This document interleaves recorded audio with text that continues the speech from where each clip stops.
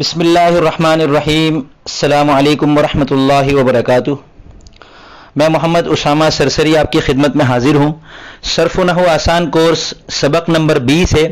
اس سبق میں ہم مذکر اور مؤنث کے بارے میں تفصیل سے پڑھیں گے انشاءاللہ۔ دیکھیں، بالکل شروع میں بتایا تھا کہ لفظ کی دو قسمیں ہیں، مفرد اور مرکب۔ پھر مفرد کی 3 قسمیں ہیں، اسم، فعل اور حرف۔ پھر اسم کی کئی ساری تقسیمات ہیں۔ ایک تقسیم معرب اور مبنی ہے، یعنی متمکن اور غیر متمکن، جو کہ گزشتہ سبق میں ہم نے تفصیل سے پڑھا، جس کو غیر متمکن کو، اور اس میں متمکن انشاءاللہ آئندہ اسباق میں ہم پڑھ لیں گے۔ اور ایک تقسیم ہے معرفہ اور نکرہ، جو کہ ہم پڑھ چکے ہیں اسی کورس میں ایک سبق کے تحت۔ اور ایک تقسیم ہے واحد تثنیہ جمع، اور اسی طرح ایک تقسیم ہے مذکر اور مؤنث، یعنی پورے کلام عرب میں جتنے بھی اسماء ہیں، جتنے بھی اسم ہیں، وہ سب یا تو مذکر ہیں یا مؤنث ہیں۔ اور تذکیر اور تانیث جو ہے وہ کسی بھی زبان کا انتہائی مشکل حصہ ہوتی ہے۔ جیسے بعض لوگ جو اردو سیکھتے ہیں، اردو والے نہیں ہوتے، ان کے لیے سب سے پیچیدہ مسئلہ اردو کے مذکر اور مؤنث کو سمجھنے کا ہوتا ہے۔ فارسی زبان میں تذکیر و تانیث ہے ہی نہیں سرے سے۔ عربی زبان میں تذکیر و تانیث ہے، بھرپور ہے اور بہت آسان ہے۔ بہت آسان کیسے؟ کہ یوں سمجھ لیں کہ عربی زبان کے تمام الفاظ مذکر ہیں سوائے 4 قسم کے لفظوں کے۔ 4 قسم کے جو لفظ ہیں وہ مؤنث ہیں۔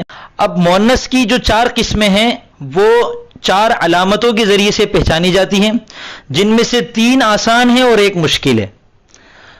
تو ان کو یاد کرنے کا آسان طریقہ کیا ہے کہ 2 تا اور 2 الف، یہ 4 علامتیں ایسی ہیں کسی لفظ کے آخر میں ہوں تو وہ مؤنث ہے، اگر نہ ہوں تو وہ مذکر ہے۔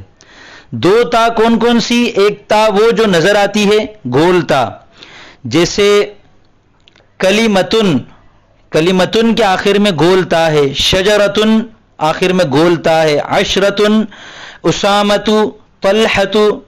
تو جتنے الفاظ کے آخر میں گول تا ہے عربی زبان میں، وہ تمام کے تمام اسم مؤنث ہوتے ہیں، مذکر نہیں ہوتے۔ دوسری تا کون سی ہے؟ اس کو نحوی حضرات تا مقدرہ کہتے ہیں، یعنی تا نظر نہیں آتی، فرض کر لی گئی ہے۔ اب کیسے پتہ چلے گا بھائی تا نظر نہیں آ رہی، فرض کر لی گئی ہے؟ جیسے دار ایک لفظ ہے، گھر کو کہتے ہیں، یہ اس کے آخر میں تا نہیں ہے، یہ دارتن نہیں ہے، دار ہے، دارن، الدارو، گھر، یہ مؤنث ہے۔ اور علم النحو کی روشنی میں یہ لفظ مؤنث ہے، اس کے آخر میں گول تا مقدر ہے، یعنی فرض کر لی گئی ہے۔ تو اب کیسے پتہ چلے گا کہ کن الفاظ کے آخر میں تا فرض کر لی گئی ہے؟ تو اس میں ایک تو وہ الفاظ ہے جن میں تا مقدرہ کو سمجھنا آسان ہے، اور وہ کیا ہے؟ کسی مؤنث کا نام ہو، یعنی کسی لڑکی کا نام، کسی خاتون کا نام، تو وہ ہمیشہ مؤنث ہوتا ہے، خواہ اس کے آخر میں گول تا ہو یا نہ ہو۔ جیسے زینب ایک نام ہے، اس کے آخر میں گول تا نہیں ہے، مگر یہ یہاں ہم گول تا فرض کر لیں گے، ٹھیک ہے نا۔ دوسری قسم گول تا فرض کیے جانے کی وہ ہے کہ جو ہم اہل عرب سے سنتے ہیں کہ وہ ان الفاظ کو مؤنث استعمال کرتے ہیں، ان کی فہرست بہت زیادہ نہیں ہے، محدود الفاظ ہیں، وہ انشاءاللہ آپ کو ویڈیو میں ترجمے کے ساتھ نظر آ رہے ہوں گے۔ یہ سب الفاظ مؤنث ہیں، اور ان کے اندر مؤنث ہونے کی علامت کیا ہے؟ کوئی علامت نہیں ہے، ہم نے تا فرض کر لی ہے۔ کیوں؟ کیونکہ اہل عرب ان الفاظ کو مؤنث استعمال کرتے ہیں۔ باقی 2 علامتیں، 2 الف، یعنی الف ممدودہ اور الف مقصورہ۔ اب نام مشکل ہے بظاہر، لیکن الف مقصورہ سے مراد وہ لفظ جس کے آخر میں الف ہو، اور الف ممدودہ سے مراد وہ لفظ جس کے آخر میں الف ہو اور اس الف کے بعد حمزہ ہو۔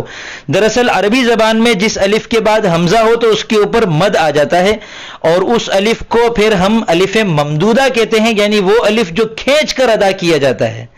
تو صرف الف جن الفاظ کے آخر میں ہو وہ بھی مؤنث ہیں، خواہ وہ الف ہو یا الف کے بعد یا وہ کھڑا زبر ہو اور چھوٹی یا ہو، جیسے بشرا، صغرا، کبرا، حبلا، ان سب الفاظ کے آخر میں الف مقصورہ ہے، یعنی صرف الف ہے۔